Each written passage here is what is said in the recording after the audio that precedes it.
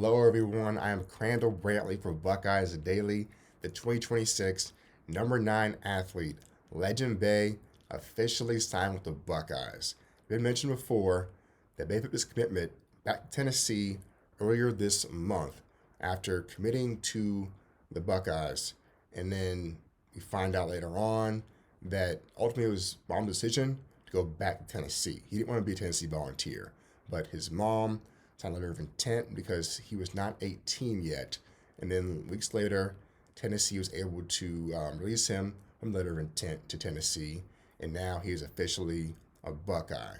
And so we don't know his primary position at Ohio State. We know his primary recruiter, or Met coach Carlos Lachlan, and it could mean he's a running back, but they already have Favor Key in this class, and Bo Jackson, Isaiah West are true freshmen. They'll be back next year, in the next 2 years at least. And then James Peoples could be back as well next year. They could go to the portal for Jaden Ball or others. And so we don't know if he'll be a running back. He could be, let's say, a Curtis Samuel hybrid role player. Or early on in his career, play special teams, returning kickoffs or punt returns. We do know is that this dude has elite speed, top tier speed, runs a 4.33. They will find a way to get him on the field. He's officially a Buckeye.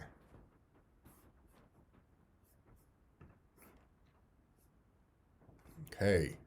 Ryan Day announced he'll take over play calling duties for the playoff, and the offensive game plan will still be a group effort. Brian Hartline, who is the OC, is still on the staff, and he will make an impact coaching the receivers. Now, Day did mention the decision for Day to be calling plays and not Hartline, not a knock on Hartline as a play caller. They said during Monday's press conference about the situation. One to take play calling duties. I'm sorry. One to take play calling off of Brian Hartline's plate because he's got so much going on. What he's trying to do. Ultimately, it'll be my decision what calls go into the game. So Day has been in these type of situations, these chess matches, for years, and he was the play caller for Ohio State in his first 5 years in Columbus. And so this season's slow tempo offense wasn't about saying, not having confidence in saying or the play calling. It was all about trying to make sure the offense and defense were fresh throughout the season and to be ready for this time of year for the Michigan game, Big Ten title, and for the postseason. Now they're here now. I don't think they're going to just rely on the slow tempo offense, allowing teams to stay in the game and be confident. I think that now that we are here, we saw what Ryan Day has done as a primary play caller in 2021 and 2022 when he had Stroud. And those receivers were up tempo. We had Stroud, star receivers like Marvin Harrison Jr., JSN, and then before that, Olave and Garrett Wilson, who's out there playing Madden. I think the same thing can happen for this group when you have Sam, Jeremiah Smith, Cardinal Tate, Max Clare. These guys do the same thing. I think you're going to have less 4 tight end sets, and you're going to have the receivers like them really applying pressure to DBs 24/7 in these matchups.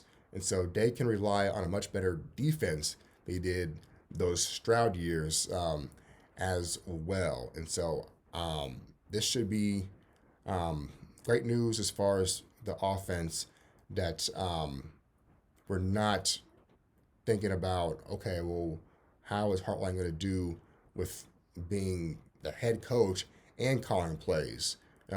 Now we know that Day is going to be the primary play caller, and he's the best offensive mind throughout the whole staff anyway. And there's a lot about Day from this point, leadership-wise, and for the program. He knows he has the best staff in the country, and he respects their input and listens to them. We're also not afraid to make these decisions, tough decisions like this, when it comes down to changes that impact the team immediately.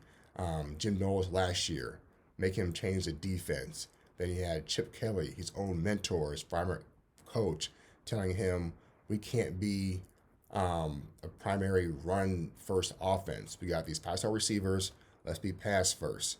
He's done that. And then this year with Hartline, he didn't wait for a 7-7 tie in a halftime in the Cotton Bowl to then start calling plays.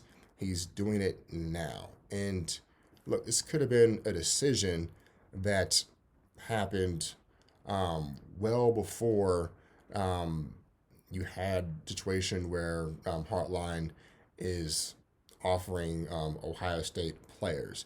This could have been a decision that was made a couple days after the Indiana game, 2 weeks ago, and they're just now telling the media that this is happening.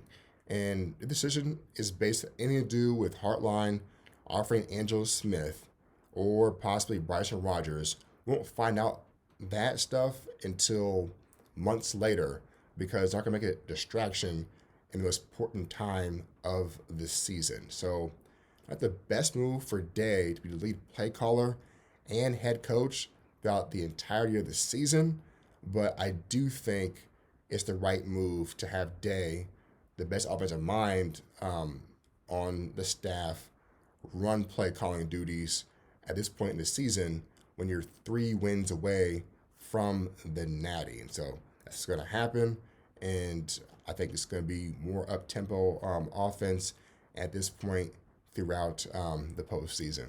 All right, go Bucks.